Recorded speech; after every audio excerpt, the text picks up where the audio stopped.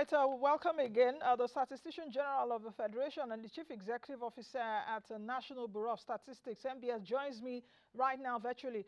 Good morning, Mr. Adeniran. Adeyemi Adeniran is the Statistician General. Good morning, SG, and good to see you today.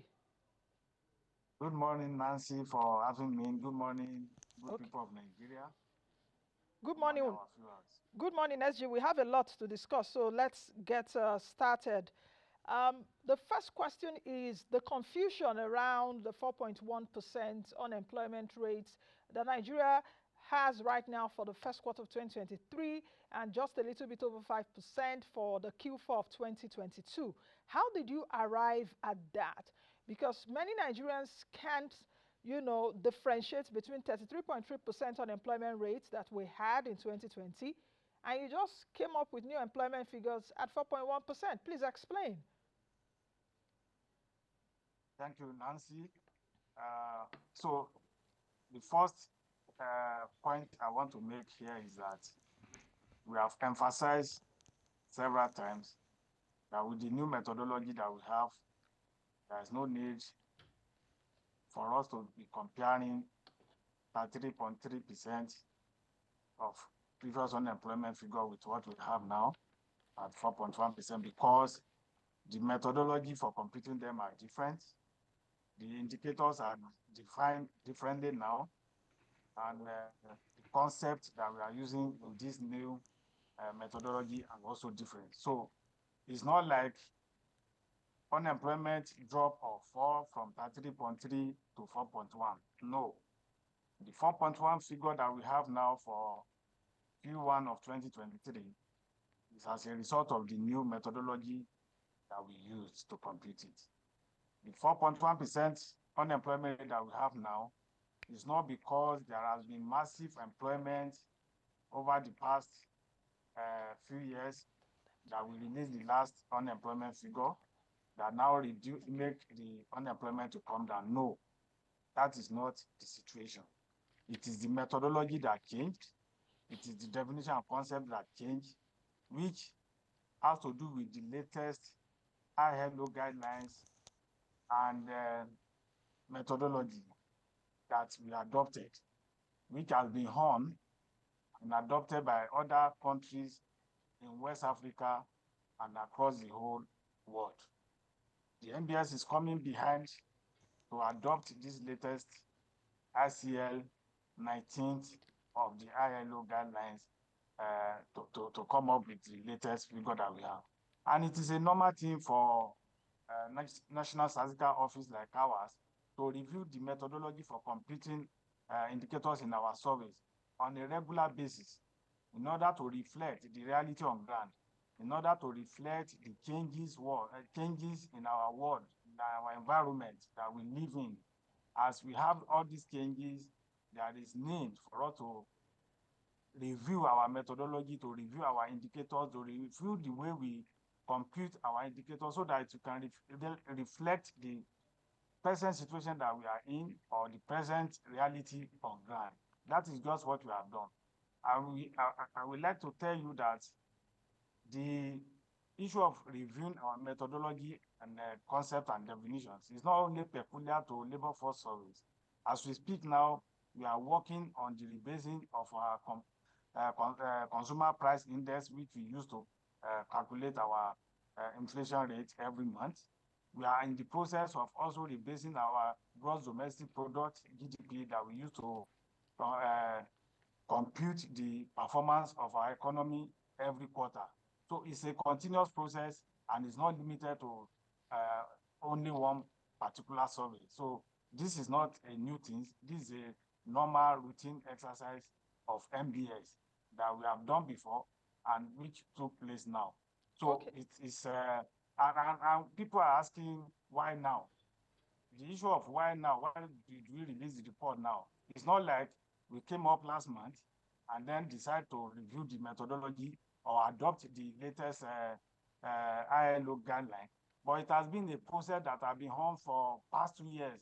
We started this since 2021 to review this methodology because it's not something that takes place over a very short period of time.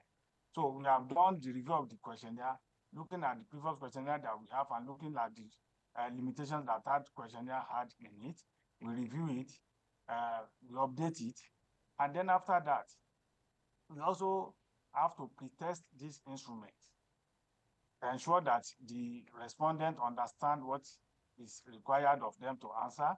Also, we pilot tested it to ensure that all the logistics for collecting the data, the program that we are going to run the analysis are in place. It is only after that that we also consult with our critical stakeholders that need to know about the changes that we are adopting, and then we sensitize them. We call all the ministry, department, and agencies of government that has to do with labor. We call all the media. We call all the states as a general all across the country to inform them about this, and everybody is in the know-how that we are coming up with a new methodology that will give us a new figure. So it's not just starting today. SG, if you can hear me, can I come in here because I have quite a lot to ask you. You're talking about methodology. Please, can you break down this methodology and what it actually means? I've read the report, but I would like you to explain to Nigerians how we arrived at this methodology, of course, international standards. And I also want you to respond if for a developing country like Nigeria, Nigeria is is the biggest economy on the African continent. If for a developing nation as ours, should we take what is, as said by the NBS, international best practice, against the reality of a developing country? International Labour Organization, of course, global standards they are looking at, because if you take a look at it now, Nigeria's 4.1% unemployment rate, I think is the fourth, if not number 3. You have the US at about 3.5, the UK and all of that. How much sense does it make to say that a developing country like Nigeria has an unemployment rate of 4.1%? You are using yourself to compare to countries whereas they have almost full employment. How can you take someone that is working for an hour in Nigeria as full employment, as employed? Aren't you cutting yourself off? SG, please answer. All right, thank you. So the methodology is the 19th International Conference of Labor Statistician agreement, in which Nigeria is also the signatory to that agreement. What is contained in that guideline is that we should open up the age bracket for 15 to 64 that we are using before to 15 years and above. That is the first thing there. That is the working age population, 15 and above. The second one is the issue of what we are using before as 19 hours. If you work for 19 hours in a week, before now, we say that you are unemployed. So you should take note of that.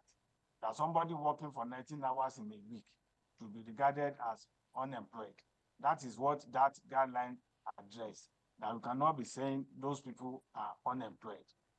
You can also look at what the methodology also addresses is the issue of farmers that work off-season, and the questionnaire does not take care of that off-season, or somebody that is working in a formal establishment that is on leave or not feeling fine. Those people are regarded before as unemployed because they are not at work. But the new methodology take care of all these situations to ensure that they are employed, only that they are not at work. The issue of 1 hour as benchmark, NBS and indeed the guideline does not say that if you work for 1 hour in a week, you are fully employed. Please, there's nothing like that in that guideline, and there's nothing like that in that report. We didn't say if you work 1 hour in a week, you are fully employed. Because if you work 1 hour in a week and you want to work more, only that you cannot get, and then you are underemployed with that situation, not fully employed. That is one. We have looked at the data itself. There is nobody that work 1 hour in a week Even the US, UK that you mentioned, there is nobody that will work for 1 hour and sit down when he has opportunity to work more than 1 hour, and he will be able to live a decent life with that. You won't be able to get income that will survive you. And the same thing is in Nigeria. There's nobody that will work for 1 hour in a week and has opportunity to do more work and go and sit down and to survive. It won't. Is 1 hour okay to survive, to get a decent income for good living? It's not. And the data is not saying it is. That is not what NBS is saying. That's what the guideline is saying. Then coming to issue of USA, UK, you can see what you put there now. You have our neighboring country in West Africa. You can see their unemployment rate. Nigeria is one of the highest among them now. You can see 4.1 for Cameroon. You can see 1.8 for Republic of Benin, 1.4 for Chad. So look at Nigeria own, 5.3 last quarter and 4.1 this quarter. So you can see that we are still among the highest in the economy that resembled our own. If I'm talking about UK, talking about US, these are former economy, structured economy. So we cannot take our figure and go and put it inside there. It's better the way we have shown this one now. This is where we belong. And you can see that we blend together with the rate that we are seeing here. We are one of the highest. And then talking about the rate itself, you can see that even the rates are low for West African countries. But it doesn't mean they are having a good, decent living, or they are having income that can make them to be out of poverty. And that is why that we still have what we call working poor. People that are working, not even of 1 hour that you are talking. There are people that are working 20 hours, 30 hours, but yet the income they are receiving is not still enough to take them home. We see what is happening recently in Nigeria. The issue of review of salary, review of remuneration for workers is it for people that are working for 1 hour. Even those that have full employment, the wages they are earning is not enough for them to get out of poverty. So the issue of linking 1 hour or 2 hours, 5 hours to poverty or to decent life is not the issue. Okay, It's for us okay, to have, SG, if you can hear it's me, for us to let have me come in here. broad data that government can use to plan for everybody in the country, not just people that are working in formal sector or Okay, that are working 40 hours a week. okay, SG, can you define for me what uh, employment is in Nigeria with your new standards? Can you also define what unemployment means with your new standards? Then, thirdly, with 4.1% unemployment rate in Nigeria as at Q1 of this year, how many Nigerians are unemployed now from your statistics? Then, fourthly, how many respondents did you survey? Because I know that earlier you used to survey, I think, about 33,000. How many respondents did you survey? And if that is indeed enough for a country that has about 50 million people, as it were, at work, and you are surveying just over 30 something thousand, will that give you the realistic picture of unemployment in Nigeria? So, SG, you can go Thank you. along. So a person is employed in Nigeria now with the new definition if you work for profit or for wage for at least minimum of 1 hour in a week, you are employed.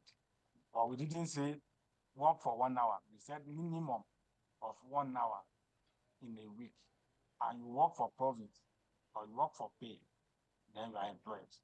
If you don't do any work, because when we say 1 hour, that means there's no other work that you can do. It means you are not doing anything. So if you are not working and you are of working age population of 15 years and above, and you are looking for work, you are ready to work, you have been searching, and you cannot get work, you are unemployed. It's different from somebody that is at home, not searching, not making efforts, and not looking for work. That person cannot be part of the people that we use to compute unemployment because that person is out of labor force. So that is employment, unemployment. If you work for less than 40 hours in a week, you are underemployed. It's not that you are not employed, you are employed, but because you work less than 40 hours and you are still ready to work more hours if you have the opportunity, then in that case, you are employed, but underemployed when it comes to time-related underemployment. Then talking about the sample size, whether 35,520 household that we have presently that we use for this new methodology that we study across 12-month period non-stop. It is very, very adequate. You can go and check it. That is the highest sample size that we have in the whole of Africa for computing labor force survey. There is no other country that is near to that. So, and it is arrived through a standardized methodology of calculating sample size. In NBS, that is our work. We don't do any other thing other than to do sample survey. We don't do census like Population Commission. So that is a standard for all household-based surveys and is one of the highest sample size that we have. So it's enough, it's adequate, and that is why we are able to have a robust estimate from it. Okay, SG, I'm really struggling, as it were, to understand all of the statistics. And of course, I'm a data person, so I understand where you're coming from or where the NBS is coming from. But I'm also trying to juxtapose it with the reality on ground. And I asked you earlier if you can categorically tell me how many Nigerians are unemployed right now. You've talked about underemployment, but how many Nigerians are unemployed? If, for example, the finance minister asks you, SG, how many unemployed people do we have? Or even the president. Of course, the finance minister has to know. The labor minister has to know.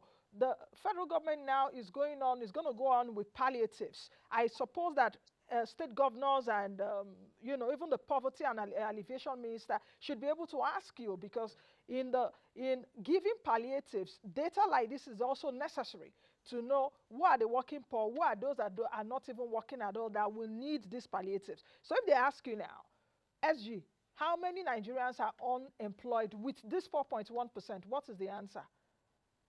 All right, thank you. So the way we manage the data collection for this new methodology is to have basic proportions of indicators on quarterly basis. And that is what, if you check what we have, those are basic indicators of labor market statistics that we have produced. You can see that it is not everything like the education or course that people do is not there. The sector, economic sector, is not there. So at the end of the 12-month data collection period, that is where we are going to have a comprehensive, detailed, granular analysis report. So SG, are you telling me that per quarter we don't have for this? Okay, for the first quarter which you surveyed, you don't have how many people are unemployed. Perhaps also in Q2, when you also do the survey, it should also give you an idea of people that are unemployed that have perhaps gotten a job for at least 1 hour a week from your own indicator. So are you saying that cumulatively after 2023 is when you are going to have the number of people unemployed in Nigeria? Yes. Is that what you're saying? If you give any figure now, it will not be adequate, because the sample size that we have is running for 12 months. It's not running on quarterly basis. So if we give you figure for a quarter out of the total sample, it will not represent the entire sample that we have taken, because the 35,520 spread across 12 months. So if we give you any figure that this is the number of people that are unemployed based on this new methodology, it will be unbiased, because it's not a complete sample. So we get this number at the end of the 12-month period, and we are going to have also number for each state of the federation, each sector of the economy. So because that is the plan, that is how we plan it. We cannot give any figure now, it will be unbiased, because on quarterly basis, we cannot have granular data to that extent. But what we said all along is that basic indicators will be able to give the country, because this is one of the reasons why we are having gaps. If you want us to do something that will not be able to sustain, that we do one quarter, second quarter, then we have gap again, we will not be able to move. And then people will start saying, now they've started, they cannot give us information data on quarterly basis as promised. So it is not planned to give all the information each quarter. This is the way it is planned, so that we can manage what we have, we can sustain it, and we are not going to have any gap for any quarter now. Okay. And at the end of each year, SG, should I take this to mean, SG, if you can hear me, should I take this to mean that it is not possible, or because of the way the NBS is currently wired? Because I know that even where I'm seated, for example, in the US, since you're adopting the global standard, in the US every week, they give us the number of unemployed people. I can sit down here and know how many people by Friday, people that have been out of work and people that have entered into work. So are you telling me that with what you've just constituted or what you've just come about, there is no concrete data for quarterly as to how many people are unemployed in Nigeria, and we'll have to wait for 12 months? And I'm really not comfortable with that, because data is for planning. What you can measure, you cannot manage. We have ministers in place right now. So if they're asking you those questions, will it be at the end of the year is when you will get those numbers? Or is it because perhaps because of poor funding, or you don't have adequate resources to be doing it quarterly? I may begin to understand that, not that it is not done. So, as you said, with time, we can improve on it. Because if we start, what we were doing before is to have 33,300 household one-off for each quarter, which has led to some shortcomings in doing that. The workload for enumerators are much within that quarter, which lead to, because we gave them a particular number of days for which they have to complete the work within that quarter to complete all the 33,300. And we observe that there are a lot of proxy responses when we are doing that.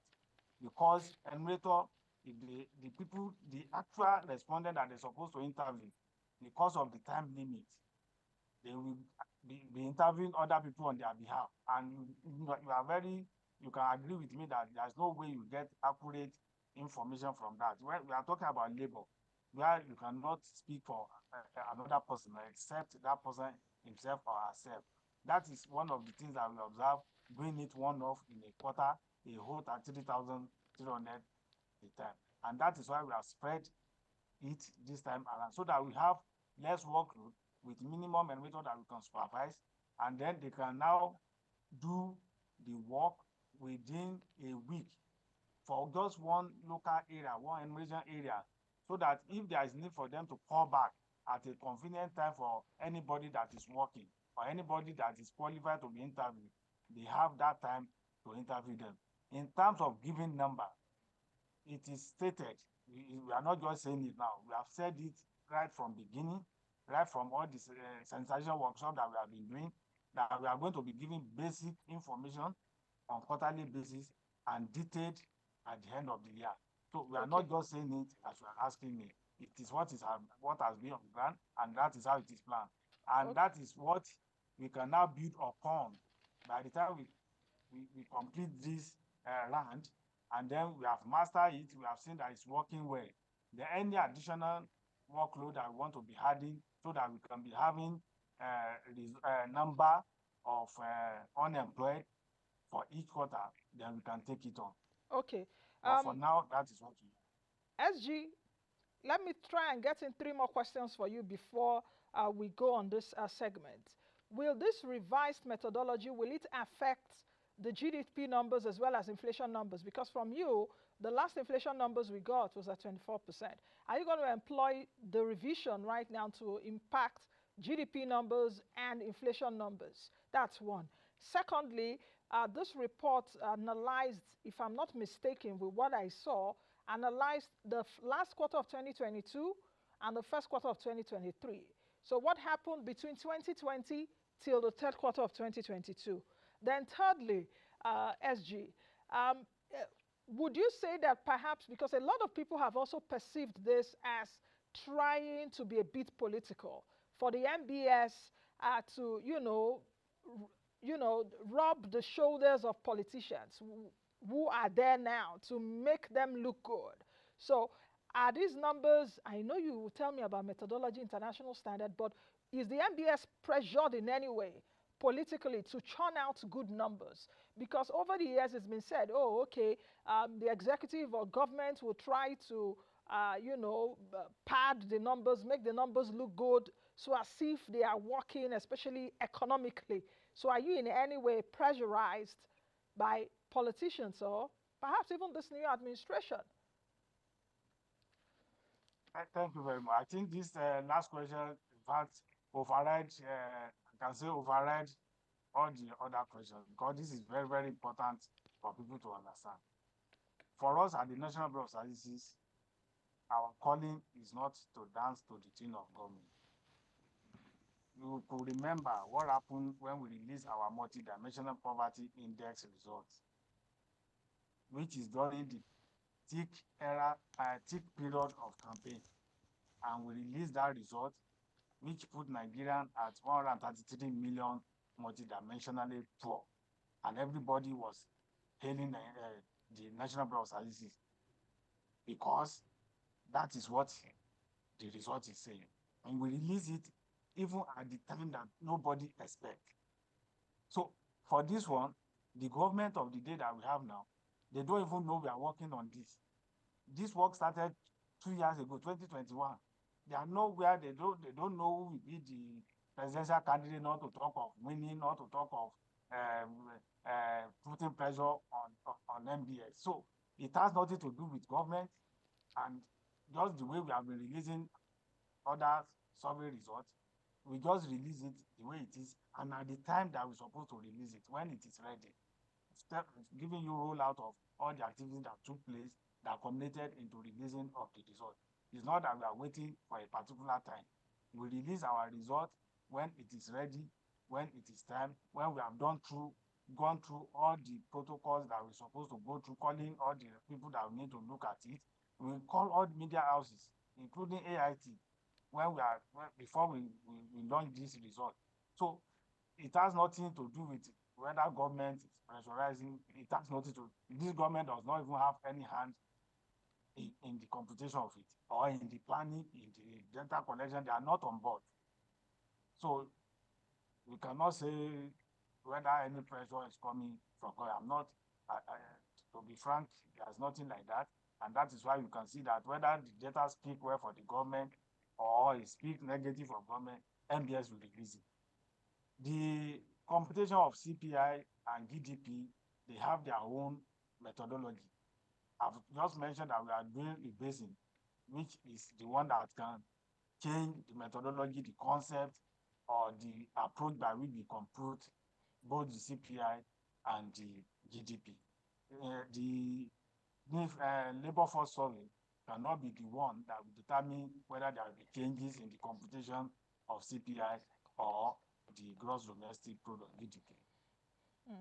Okay, SG, please answer the question concerning 2021 figures to the third quarter of 2022. You omitted that. So when we conducted the last labor force survey, Q4 2020, it was during COVID-19.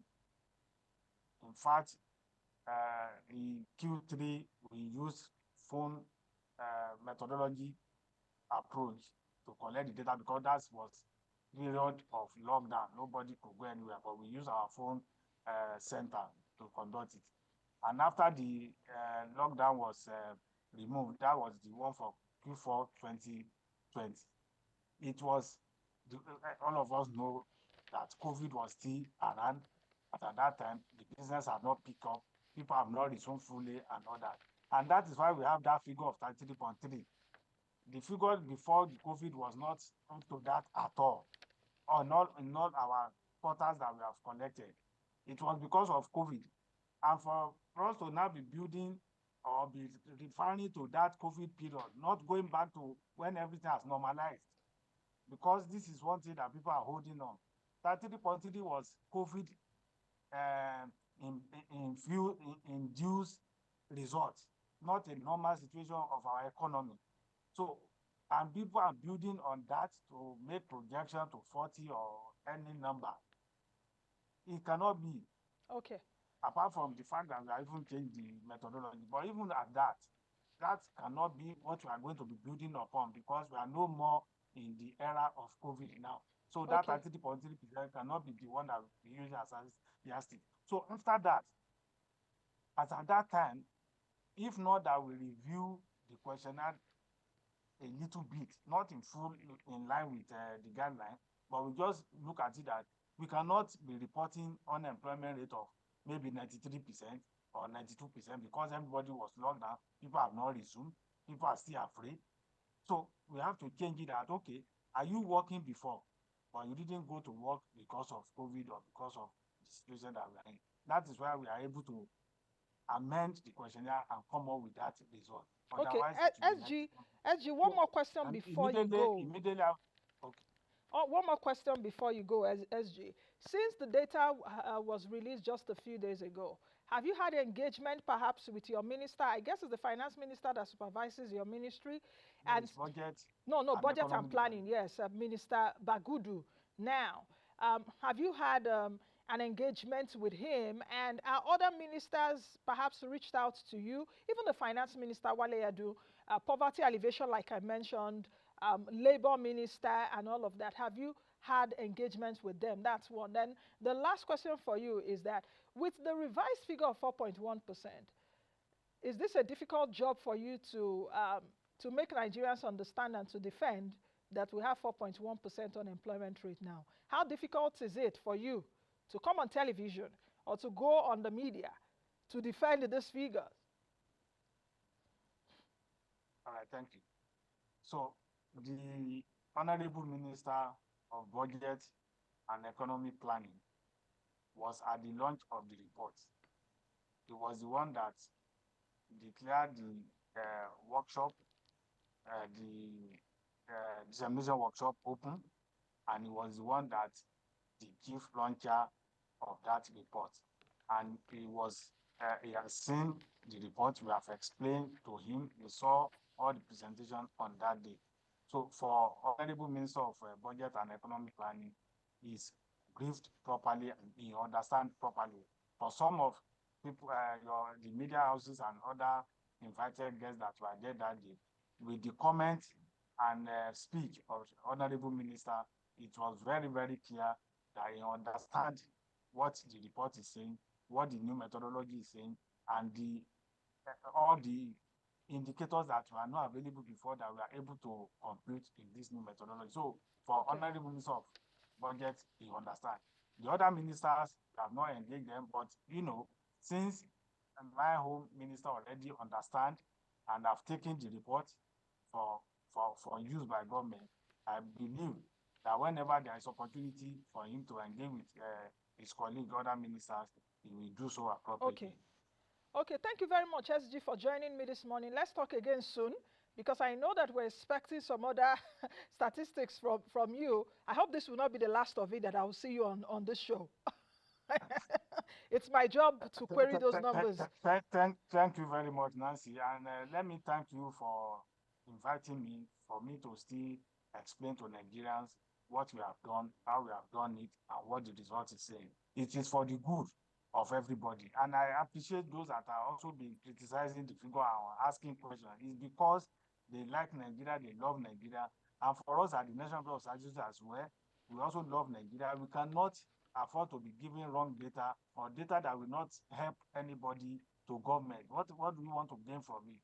It's for those that are saying that, do you mean if I work for 1 hour, I'm fully employed? If you don't give government that figure, how would they help you? Okay. How would they use it to Thank you come very up with much, policy that will SG. help? Thank So you. thank you for having me. Thank And you. thank you, Nigeria. Thank you very much, SG. I've been speaking with Adeyemi Adeniran, who is the Statistician General of the Federation and the Chief Executive Officer at the National Bureau of Statistics. Now, let's move over to the next